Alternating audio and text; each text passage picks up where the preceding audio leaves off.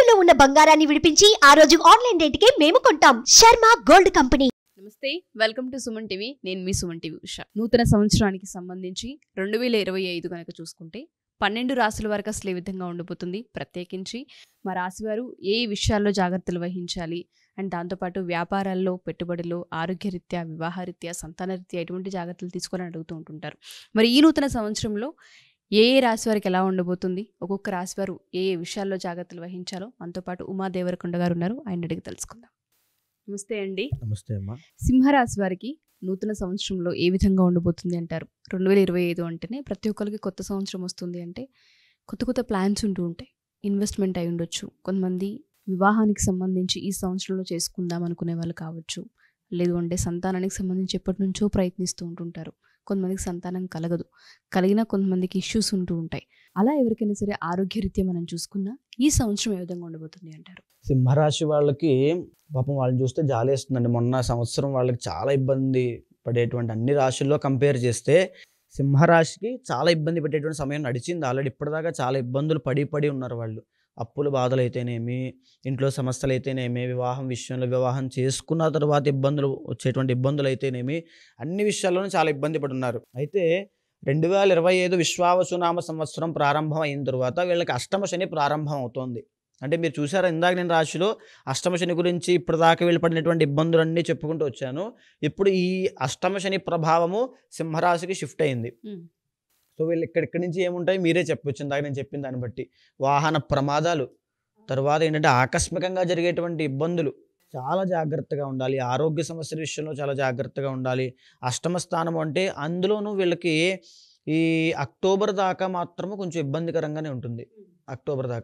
October ఇబ్బందిగా ఉన్నప్పటికీ కూడా అంతర్గత జాతకం నేను చెప్తున్నాను కదండి, ఏదైనా సరే గోచార పరంగా ఒక రిజల్ట్ కనబడుతుంది, అంతర్గత జాతకం బట్టి చూస్తే ఇంకోటి కనబడుతుంది. రెండింటినీ సమన్వయం చేసుకున్నప్పుడే వీళ్ళకి ఆ యొక్క పూర్తి రిజల్ట్ అనేది అందుతుంది.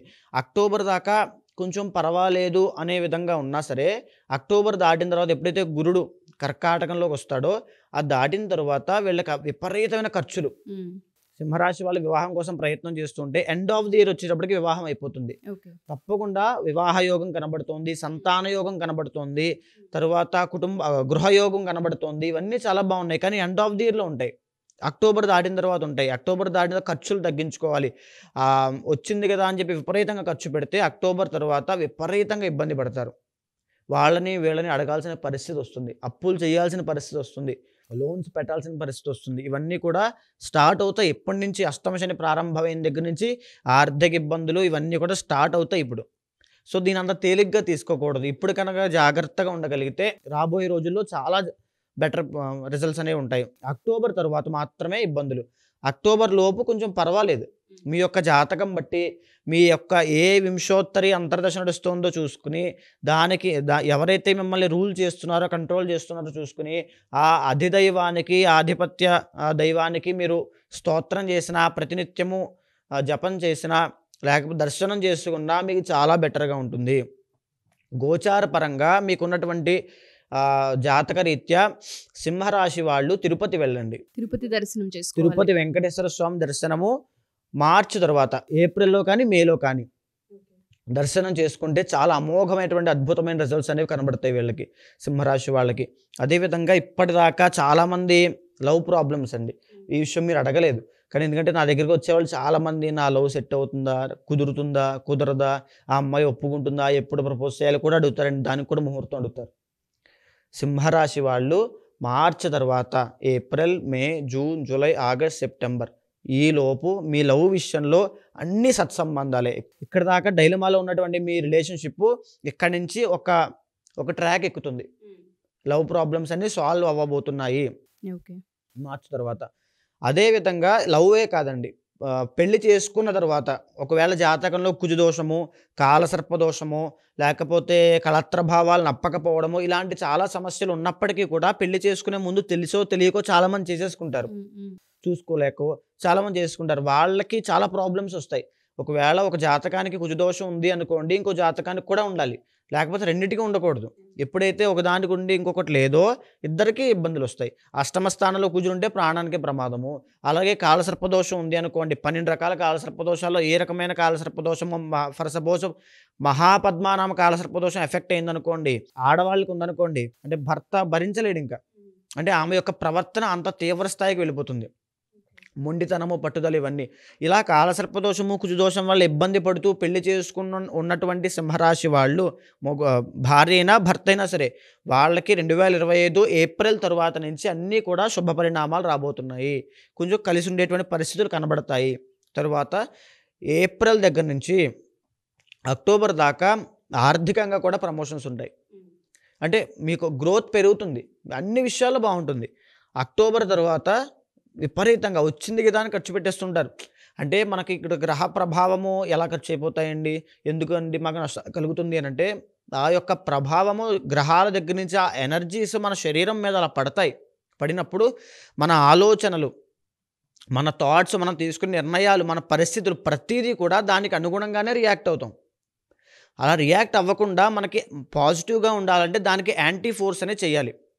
ఫర్ సపోజ్ మనకి జ్వరం వచ్చిందనుకోండి, యాంటీగా మనం ఒక పారాసిటమాల్ ఎలా వేస్తామో అలాగే ఒక యాంటీ ఎనర్జీని, ఒక యాంటీ ఫోర్స్ని భక్తి, భగవంతుడి రూపంలో, ఒక ఆధ్యాత్మికత రూపంలో మనకు ఇంజెక్ట్ చేసినప్పుడు మన ఆత్మకి, మన శరీరానికి మనం తీసుకునే నిర్ణయాలు మన జీవితాన్ని డిసైడ్ చేస్తాయి కదా, ఆ నిర్ణయాలన్నీ పాజిటివ్ వైపే వెళ్తాయి, మన పరిస్థితులన్నీ పాజిటివ్గా క్రియేట్ అవుతాయి. అందుకోసమే తిరుపతి వెంకటేశ్వర స్వామి వీలైతే 3 నెలలకు ఒకసారి, 2 నెలలకు ఒకసారి మీకు సౌలభ్యం ఉంటే నెలకొకసారి వెళ్ళండి. సింహరాశి వాళ్ళకి చాలా బాగుంటుంది. అదేవిధంగా ఆరోగ్యపరంగా వచ్చేటువంటి సంతానపరమైన ఆరోగ్య సమస్యలు సింహరాశి వాళ్ళకి రాబోతున్నాయి. ఓకే, ఈ యొక్క 2025 సంవత్సరంలో వాళ్ళకి బయటపడతాయి. చాలామంది ఆడవాళ్ళకి పీసీఓడి అవ్వచ్చు, పీసీఓఎస్ అవ్వచ్చు, ఇలాంటి చాలా ఇబ్బందులు ఉంటాయి. అవి కూడా సింహరాశి వాళ్ళకి, ఆడవాళ్ళకి, అంటే అందరికీ ఆడవాళ్ళు అంటే మగవాళ్ళు ఉంటారు, ఆడవాళ్ళు పెద్దవాళ్ళు ముసలి, అలా కాదండి. ఆ ఏజ్ బట్టి మనం జాతకం చూసుకోవాలి. పీసీఓడి, పీసీఓఎస్ ప్రాబ్లమ్స్ అనేవి సంతానపరమైన సమస్యలు కాబట్టి అవి 2025లో బయటపడబోతున్నాయి. అవి కూడా తిరుపతి వెంకటేశ్వర స్వామి దర్శనం చేసుకున్న మాత్రం చేత, వెంకటేశ్వర స్వామి ఆరాధన చేయడం వల్ల ఆ సింహరాశి వాళ్ళకి ఆ దోషం కూడా పోతుంది. ఓకే, సో ఇవన్నీ దోషాల వల్ల వచ్చే ప్రాబ్లమ్స్ మనం చెప్పుకోవచ్చు అంటారా? ఎందుకంటే మీరు వెంకటేశ్వర స్వామిని దర్శించండి అని మీరు చెప్తున్నారు కాబట్టి అడుగుతూ ఉన్నాను. దర్శనం అంటే ఎప్పుడెప్పుడు చేసుకోవాల్సిన అవసరం ఉంటుంది అంటారు? సంవత్సరాంతంలో కుదిరినప్పుడల్లా వెళ్ళడం మంచిది అంటారా? ఫర్ సపోజ్ నేను దర్శనం చేసుకోండి అన్నానండి, లేదు ఇంకో పూజ ఏదో చెప్తా పరిహారం కింద, లేదా ఒక మంత్రం చెప్పి దీన్ని ఒక 5 లక్షల సార్లు జపం చేయమన్నాను ఇందాక ఒక రాశి గురించి చెప్పినప్పుడు, అలా చెప్తాను. ఇవన్నీ ఎందుకు చెప్పాలి, ఎందుకు చెయ్యాలి, ఎలా రిజల్ట్స్ వస్తాయి అనే విషయానికి వస్తే, మనం ఒక ఎనర్జీని మనం ఎక్వైర్ చేసుకుంటున్నామండి, తీసుకుంటున్నాం. ఎందుకు తీసుకోవాలి అనుకుంటే, ఫర్ సపోజ్ గ్రహాలు, శని ఉందనుకోండి, శని అంతర్గత జాతకంలో మన యొక్క అంతర్దశ, శని అంతర్దశ నడుస్తుంది. ఓకేనండి, అంటే శని యొక్క కంట్రోల్లో మనం ఉన్నాం, శని యొక్క కాంతి మన మీద ఎక్కువ పడుతుంది. సో శని మన జాతకంలో బాగాలేదు, సో మనకు వచ్చేటువంటి కాంతి మన మీద దుష్ప్రభావాన్ని చూపిస్తుంది. ఆ కాంతి మన మీద పడినప్పుడు మనం దానికి అనుగుణంగా రియాక్ట్ అయినప్పుడు మన పరిస్థితులు అలాగే ఉంటాయి, మన ఆలోచనలు అలా ఉంటాయి, మన ప్రతిదీ అలాగే ఉంటుంది, అన్నీ కూడా బ్యాడ్గానే ఉంటుంది. సో దానికి యాంటీగా ఉండాలంటే మనం ఏదో ఒక దానికంటే శక్తివంతమైనది ఏదైనా మనం తీసుకోవాలి, పట్టుకోవాలి. అదే పూజ, పరిహారము, మంత్రము, దర్శనము, ప్రతిదీ ఏదైనా అండి. తిరుపతి వెంకటేశ్వర స్వామి గుడికి ఎందుకు వెళ్ళమన్నాను, వెంకటేశ్వర స్వామిని ఆరాధన చేయడం వల్ల శనిగ్రహ దోషాలన్నీ పోతాయి. పైగా వెంకటేశ్వర స్వామి సాధారణమైన రూపం కాదు, అక్కడికి వెళ్ళగానే మనకు ఒక పాజిటివ్ వైబ్రేషన్స్ అనేవి వస్తాయి. సో ఏ రకంగా చూసినా సరే మనం ఆలోచన మారడానికి, మనం ఎంతోమంది కష్టాలు అనుభవించి దేవుడే లేడనేటువంటి విషయం, ఆ స్థితిలోకి వెళ్ళిపోయి నా దగ్గరికి చాలామంది వస్తారండి. మేము దేవుడిని నమ్మమండి, క్రిస్టియన్ రిలీజియన్లో కూడా వెళ్ళిపోయిన తర్వాత అక్కడ కూడా పని అవ్వక, అయినా ఇంక మేము దేవుడిని నమ్మమండి, ఏదో మీ వీడియో చూసి, ఏదో మీ మీద నమ్మకం వచ్చి, ఏదో మీరు సాయం చేస్తారేమో అని చెప్పి నేను మిమ్మల్ని అప్రోచ్ చేయనండి అని చెప్తారండి. సో వాళ్ళకి ఏంటంటే, మనం ఏదైనా ఒక పరిహారం చెప్పామనుకోండి, లేదా ఒక రకమైనటువంటి మంత్రం ఇచ్చామనుకోండి, పర్వతం మించి పడిపోతున్న వ్యక్తికి ఒక చెట్టు కొమ్మో లేకపోతే ఏం దొరికినప్పుడు నేను బతకగలనేటువంటి ఆశ ఎలా పుడుతుందో, ఇది చేసుకో, పలానాది చేస్తే ఖచ్చితంగా పని అయిపోతుంది మన నమ్మకం ఇచ్చినప్పుడు దాన్ని ప్లెసిబో ఎఫెక్ట్ అంటారు. సో మనం ఇది చేస్తే నాకు అయిపోతుంది అనేటువంటి ఆశ పుడుతుంది. భగవంతుడి మీద నమ్మకం కుదురుతుంది. ఆ రకంగా మనిషిలోని ఉత్తేజం పెంచడం కోసం, ఆ మనిషిలో నమ్మకం అతని మీద అతనికి సెల్ఫ్ కాన్ఫిడెన్స్ తెప్పించడం కోసం ఈ పరిహారాలు. దీంతో పాటు మనకు కనిపించిన ఎనర్జీ మనం ఎక్వైర్ చేసుకుంటాం మనకు తెలియకుండానే. అవును. చాలామంది తెలియక పూజలని ట్రాష్ అండి, దర్శనం చేసుకుంటే వచ్చేస్తుందా ఇవన్నీ అంటారు. మనం చేసే చిన్న చిన్న చిన్న చిన్న పనే మన జీవితంలో భారీగా రిజల్ట్స్ చూపిస్తాయి. దీన్నే బటర్ఫ్లై ఎఫెక్ట్ కూడా అంటారు. సో మీరు అన్నట్టుగానే ప్రతి ఒక్క రాశి వాళ్ళు కూడా ఒక్కొక్కరికి ఒక్కొక్క పరిహారం చెప్తూ ఉన్నాము, ఒక్కొక్క దేవుని దర్శించమని మనం చెప్తూ ఉన్నాము. కొంతమందికి అంతర్గత జాతకం చూసిన తర్వాత కొన్ని పూజలు చేయాల్సిన అవసరం ఉంటూ ఉంటుంది, హోమాలు చేయాల్సిన అవసరం ఉంటూ ఉంటుంది. అది మీరు ఏ విధంగా చేస్తూ ఉంటుంటారు? ఎవరైనా మీ దగ్గరకు వచ్చి వివాహానికి, సంతానానికి, దాంతోపాటు ఉద్యోగ సమస్యలు, వ్యాపార సమస్యలు, ఆర్థిక సమస్యలతో ఇబ్బంది పడుతూ ఉంటుంటారు. కొంతమందికి ఆరోగ్య సమస్యలు ఉంటుంటాయి, కొన్ని ఇయర్స్ నుంచి సఫర్ అవుతూ ఉంటుంటారు. కొంతమందికి రిలేషన్షిప్లో విభేదాలు ఉంటుంటాయి, దానివల్ల సఫర్ అవుతుంటుంటారు. కొంతమందికి సూసైడల్ టెండెన్సీ వస్తూ ఉంటుంది, డిప్రెషన్కి వెళ్తూ ఉంటుంటారు. ఇవన్నీ కూడా మన జాతకరీత్యా ఎక్కడో అక్కడ ఏదో చేయాల్సింది చేయకపోవడం వలన, లేదు అంటే మీరు అన్నట్టుగా పూర్వజన్మ నుంచి వచ్చిన కర్మ ఫలితాల వలన అనుభవించాల్సి వస్తూ ఉంటుంది. వాటిని ఓవర్కమ్ చేయాలి అంటే అంతర్గత జాతకం ఏ విధంగా బేస్ చేసి చూస్తారు మీరు? ఏ విధంగా వాళ్ళకి పరిహారాలు ఇచ్చే అవకాశం ఉంటుంది అంటారు? అంతర్గత జాతకంలో మనకి ఇప్పుడు 12 రాశులు ఉన్నట్టుగానే 12 భావాలు ఉంటాయండి, 12 హౌసెస్ ఉంటాయి. ఒక్కొక్క హౌస్ ఒక్కొక్క అంశాన్ని సూచిస్తూ ఉంటుంది. అలా మనం పుట్టిన దగ్గర నుంచి మనం అనుభవించేటువంటి క్రమంలో ఏ అంశమైనా సరే ఈ 12 రాశుల్లో 12 భావాల్లోనే ఉంటుంది. ఆఖరికి చనిపోయిన తర్వాత ఏ గతి పొందుతాం కూడా జాతకం చూసి చెప్పేయచ్చు. మనం పూర్వజన్మలో ఎలాంటి పుణ్యాన్ని తెచ్చుకున్నాము, ఎలాంటి పాపాన్ని తెచ్చుకున్నాము కూడా జాతకం చూసి చెప్పేయచ్చు.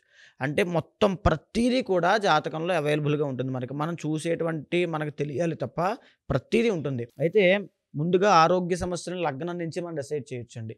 లగ్న భావం చూసి అతను ఆరోగ్యవంతుడా, చూడడానికి ఫిజికల్గా ఎలా ఉంటాడా, హైటే ఉంటాడా, పొట్టిగా ఉంటాడా, పొడుగ్గా ఉంటాడా, తెల్లగా ఉంటాడా, నల్లగా ఉంటాడా, బక్కగా ఉంటాడా, ప్రతిదీ చెప్పొచ్చు. ఆయన గుణం ఏంటి, గణం ఏంటి, అతను ఎలా మాట్లాడతాడు, సాఫ్ట్గా ఉంటాడా, హార్ష్గా ఉంటాడా, మంచోడా, చెడ్డోడా, మ్యానిపులేటరా, ప్రతిదీ చెప్పొచ్చు. రెండవ స్థానం ధనస్థానాన్ని చూసి సంపాదిస్తాడా, సంపాదించి దాచుకోగలడా, ఎలాంటి సంపాదన, అక్రమ సంపాదన ఉంటుందా, సక్రమ సంపాదన ఉంటుందా, కుటుంబంతో ఎలా ఉంటుంది. కుటుంబాలు 2 ఉంటాయండి. ఒకటి పెళ్లి కాకముందు తల్లి, తండ్రి, తమ్ముడు, అన్నయ్య, అక్క, చెల్లి, తిను. అదేవిధంగా పెళ్ళి అయిన తర్వాత భార్య, భర్త, కొడుకు, కూతురు, మనవలు, ఈ ఫ్యామిలీ ఉంటుంది. ఈ రెండో స్థానాన్ని చూసి తల్లి, తండ్రి ఎలా ఉంటారు, ఆ ఫ్యామిలీతో వీళ్ళ యొక్క కనెక్షన్ ఎలా ఉంటుంది. చిన్న వయసులోనే ఇల్లు వదిలేసి పారిపోతాడా, ఇంట్లో ఉంటాడా, ఇంట్లో ఉంటే సక్రమంగా ఉంటాడా, ఇంట్లో ఏమైనా ఇబ్బందులు పెడతాడా వాళ్ళని, వీళ్ళ వల్ల ఈ యొక్క జాతకుడి వల్ల తల్లిదండ్రులకైనా ఇబ్బందులు వస్తాయా అనే విషయాన్ని చెప్పచ్చు. ఇంకా మూడో స్థానం చూసి ఇతని పట్టుదల ఎలా ఉంటుంది, ఇతని యొక్క స్థాయి, సంకల్ప శక్తి ఏ విధంగా ఉంటుంది, ఇతని పరాక్రమం ఏంటి, ఈయన బలంగా ఉంటాడా, వీక్గా ఉంటాడా, తరువాత ఇతను పనిచేసే చోట కొలీగ్స్తో ఇతని రిలేషన్ ఎలా ఉంటుంది, తరువాత ఇతనికి సోదరులు ఉంటారా, సిబ్లింగ్స్ ఏమైనా ఉంటారా, అక్క, చెల్లి, తమ్ముడు ఏమైనా ఉంటారా, ఉంటే వాళ్ళతో రిలేషన్ ఎలా ఉంటుంది, లాభసాటిగా ఉంటుందా, నష్టం కలిగిస్తుందా చెప్పొచ్చు. 4వ స్థానాన్ని చూసి కుటుంబము, తల్లికి ఇతనికి రిలేషన్ ఎలా ఉంటుంది. ఒకవేళ తల్లి యొక్క జాతకం లేదు అనుకోండి, ఈయన యొక్క జాతకం తీసుకుని 4వ స్థానం ద్వారా చంద్రుడి యొక్క గతి ద్వారా ఆ యొక్క తల్లి ఏం చేస్తుంది, ఆరోగ్య సమస్యలు ఏమైనా ఉంటాయా, వస్తాయా, ఇతని వల్ల ఆమె ఏమైనా ఇబ్బంది పడుతుందా చెప్పచ్చు. 4వ స్థానంలో వల్ల ఇతని గృహయోగం ఉంటుందా, అపార్ట్మెంట్ కొంటాడా, హౌస్ కొనుక్కుంటాడా, లేకపోతే కొన్న ఇల్లు అమ్మడానికి దీనికి లేకుండా చాలామంది కబ్జాలకు అయ్యి 10 సంవత్సరాలు 20 సంవత్సరాలు అలా ఉండిపోతాయి. అలాంటి స్థితిలోనే ఉంటుందా, ఇల్లు కట్టే క్రమంలో ఎన్ని సంవత్సరాలు కష్టపడతాడు, అసలు గృహయోగం ఉందా లేదా, జీవితాంతం అద్దెంట్లో కూడా ఏడుస్తాడా అనే విషయం కూడా చెప్పొచ్చు. ఇంకా 5వ స్థానాన్ని చూసి లవ్ మ్యారేజ్ అవుతుందా, అరేంజ్డ్ మ్యారేజ్ అవుతుందా, ఇతని నడవడిక ఎలా ఉంటుంది, బిహేవియర్ ఎలా ఉంటుంది, ఇతని యొక్క మాట్లాడే తత్వం ఎలా ఉంటుంది, ఇతనికి సంతాన యోగం ఉందా లేదా, అబ్బాయి పుడతాడా, అమ్మాయి పుడుతుందా, ఎంత లేటుగా పుడతారా, తొందరగా పుడతారా, పుట్టిన తర్వాత వాళ్ళకి కలిసి వస్తుందా, లేకపోతే నష్టం కలుగుతుందా. 5వ స్థానాన్ని చూసి మంత్రస్థానం కాబట్టి ఈ వ్యక్తి ఏ దేవతను ఆరాధన చేస్తే ఇతనికి సిద్ధిస్తుంది మంత్రము, ఏ మంత్రం ఆరాధన చేస్తే మంత్రశక్తి ఉంది, మంత్రబలం అందుతుంది అనే విషయాన్ని చెప్పొచ్చు. 6వ స్థానాన్ని చూసి షష్ఠ స్థానం శత్రు రోగ రుణస్థానం కాబట్టి శత్రువులు ఉంటారా, బయట శత్రువులు ఉంటారా, ఇంట్లో శత్రువులు ఉంటారా, కుటుంబంలో చాలామంది వెన్నుపోటు పొడుస్తుంటారు, అలాంటి శత్రువులు ఉంటారా, బయట శత్రువులు ఎవరైనా పగబట్టి ఉంటారా, లేకపోతే అంతఃశత్రువులు కామ క్రోధ లోభ మోహ మదమాత్సల్యాలు శత్రువులుగా మారి తను ఇబ్బంది పెట్టి స్వయంకృతాపరాధం చేసుకునేలా చేస్తాయా అనే విషయాన్ని మనం చెప్పొచ్చు. రోగాలు వస్తాయా, ఎలాంటి రోగాలు వస్తాయి, కిడ్నీలు పోతాయా, లంగ్స్ పోతాయా, లివర్ పోతుందా, కంటి సమస్యలు వస్తాయా, సైనస్ ప్రాబ్లం వస్తుందా, లెగ్ పెయిన్స్ వస్తాయా, సయాటికా వస్తుందా, స్పాండిలైటిస్ వస్తుందా చెప్పొచ్చు. తరువాత అప్పులు సక్రమంగా చేస్తాడు. చాలామంది బిజినెస్ ఇన్వెస్ట్మెంట్ కోసం అప్పులు చేసి పెట్టుబడి పెడుతుంటారు, అది అప్పుల్లో క్యాలిక్యులేషన్ రాదు. ఒక బిజినెస్ కోసం చేసేటువంటి సక్రమమైన రుణం అది, సో అది అప్పుల్లోకి రాదు. అలాంటి రుణాలు చేస్తాడా, లేకపోతే తాగేసి విచ్చలవిడిగా తిరుగుతూ జోదం ఆడుతూ చేసేటువంటి అప్పులు చేస్తాడా, అప్పులు తీర్చగలడా లేదా, రుణాలు ఎలాంటి రుణాలు ఉంటాయి చెప్పొచ్చు. సప్తమ స్థానాన్ని చూసి ఇతను బిజినెస్ చేస్తాడా, బిజినెస్ చేసే యోగం ఉందా, కలిసి వస్తుందా లేదా చెప్పొచ్చు. సప్తమ స్థానం చూసి వచ్చే భార్య ఏ దిశ నుంచి వస్తుంది, ఎలాంటి గుణగణాలు ఉంటాయి, అందంగా ఉంటుందా, చండాలంగా ఉంటుందా, లేకపోతే భార్య వచ్చిందో కలిసి వస్తుందా, కలిసి రాదా, అసలు భార్యతో కలిసి ఉంటాడా, కలిసి ఉండడా, ఇద్దరికి సౌఖ్యం ఉందా లేదా అనే విషయాన్ని చెప్పొచ్చు. అష్టమ స్థానాన్ని చూసి తన సీక్రెటివ్ మైండ్ సెట్ ఉందా, లోపల ఎన్ని విషయాలు దాచుకుంటాడు, బయట కనిపించే వ్యక్తి ఇంకొక వ్యక్తి ఏమైనా ఉన్నాడా, అంటే ఏమైనా డిప్రెషన్, ఇతని మానసిక స్థితి ఎలా ఉంటుంది, మానసిక ధైర్యం ఎలా ఉంటుంది, తర్వాత ఇతనిలో జరిగే మార్పులు ఎంత ఫాస్ట్గా చేంజ్ అవుతూ ఉంటాయి, ఇతని ఆయుష్ ఎంత ఉంటుంది, ఆయుష్ కూడా క్యాలిక్యులేట్ చేయొచ్చు. భాగ్యస్థానాన్ని చూసి ఇతను తండ్రి ఏం చేస్తుంటాడు, తండ్రి వల్ల ఇతనికి లాభం వస్తుందా, నష్టం వస్తుందా, అసలు తండ్రి వల్ల ఇద్దరికి రిలేషన్ బాగుంటుందా, బాగోదా, ఇతను పూర్వజన్మ నుంచి ఎంత పుణ్యాన్ని తీసుకొని వచ్చాడు, ఇతనికి సంపాదించే యోగం ఉందా లేదా, 10 మందికి పెట్టే యోగం ఉందా, 10 మంది దగ్గర అడుక్కోవడం లాంటివి చేస్తాడా, అంటే అతని యొక్క స్థితి, ఆర్థిక స్థితి, సంపాదించేటువంటి భాగ్యస్థానం ఎలా ఉంది అనేటువంటి విషయాన్ని భాగ్యస్థానం 9వ స్థానం చూసి చెప్పొచ్చు. తర్వాత 10వ స్థానానికి వెళ్ళేసరికి వృత్తి, కర్మ, ఇతను జీవితాంతము లేబర్ పని చేసుకుంటూ బతుకుతాడా, లేకపోతే జీవితాంతం షార్ట్ కట్లో ఫాస్ట్గా ఎదిగిపోతాడా, అసలు ఏ పని చేస్తాడు, బిజినెస్ చేస్తాడా, ఉద్యోగం చేస్తాడా, బిజినెస్ చేస్తే ఏ రకమైన బిజినెస్ చేస్తాడు. చంద్రుడు వచ్చాడు అంటే డైరీ ఫార్మ్ అవ్వచ్చు, లేకపోతే ఫుడ్ బిజినెస్ అవ్వచ్చు. బుధుడు వచ్చాడంటే ఇంపోర్ట్స్ అండ్ ఎక్స్పోర్ట్స్ అవ్వచ్చు. కుజుడు వచ్చాడంటే అగ్రికల్చర్ అవ్వచ్చు, రియల్ ఎస్టేట్ అవ్వచ్చు. ఇలా అన్ని రకాలటువంటి అంశాల మీద మనం గమనించిన తర్వాత ఏ బిజినెస్ చేస్తాడో, అసలు చేస్తాడా చేయడా. వృత్తి, జీవితాంతం చాలామంది సెటిల్మెంట్ ఉండదు, వచ్చినటువంటి ఆస్తిని అలా గడిపేస్తూ ఉంటారు. ఆ రకమైన పరిస్థితుల్లో ఇతను ఉంటాడా. లాభస్థానాన్ని చూశాక ఇతను ఫ్రెండ్ సర్కిల్ ఎలా ఉంటుంది, ఇతను ఫ్యామిలీకి ఎంత ఇంపార్టెన్స్ ఇస్తాడు, ఫ్రెండ్స్లో ఇతనికి పనికొచ్చే వాళ్ళు ఉంటారు, ఇతను మోసం చేసే వాళ్ళే ఉంటారు. ఏ 11వ స్థానంలోనో ఏ కేతు ఉన్నాడు అనుకోండి, సర్వనాశనం అయిపోతాడు, చెడు సహవాస దోషం పడుతుంది కాబట్టి. 11వ స్థానంలో రవి, కుజుడు, లేకపోతే ఆ యొక్క భావాన్ని గమనించిన తర్వాత అలాంటి మంచిది ఏమైనా ఉంటే కనుక పలుకుబడి ఉన్నటువంటి వ్యక్తులతో పరిచయాల వల్ల గొప్ప స్థాయికి వెళ్ళిపోతాడు, ఆ రకమైనటువంటి ఉంటుంది.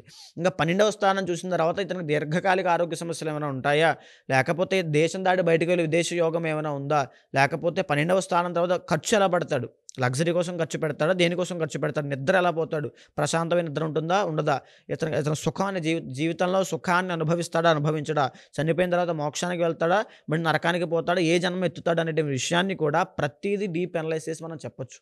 ఇది అనలైజ్ చేసిన తర్వాత ఏ గ్రహం దానికి కారణం అవుతోంది, ఏ గ్రహం వల్ల ఇతను ఇబ్బంది పడుతున్నారు అని చూసి ఆ గ్రహానికి సంబంధించిన అధిదైవానికి ఆ యొక్క అధిదేవత ప్రత్యదేవతలకి జపము, హోమము, దానము, మార్జనము ఇవన్నీ చేసిన తర్వాత శివుడికి రుద్రాభిషేకం చేస్తే అతనికి ఏ యోగం కావాలంటే ఆ యోగం, ఏ సమస్యతో బాధపడితే ఆ సమస్య తప్పకుండా నెరవేరుతుంది.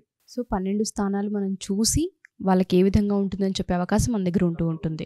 ఓకే, పూజలు కావాలన్నా మీరు నిర్వహిస్తూ ఉంటుంటారా అండి? నిర్వహిస్తుంటారు. ఓకే, సో ఎవరైతే మా ఈ వీడియో చూస్తూ ఉంటుంటారో ఈ రాశి వారు కనుక మీరు ఒకసారి అంతర్గత జాతకం చూయించుకోవాలి అనుకున్నా, ఒకసారి ఉమాదేవరకొండ గారిని కలవాలి అనుకున్నా డెఫినెట్గా అప్రోచ్ అవ్వచ్చు. కింద స్క్రోల్ అవుతున్న కాంటాక్ట్ నెంబర్ కనుక కాంటాక్ట్ చేస్తే టీం మీకు పూర్తి వివరాలను అందిస్తారు. థ్యాంక్ యూ అండి, థ్యాంక్ యూ సో మచ్.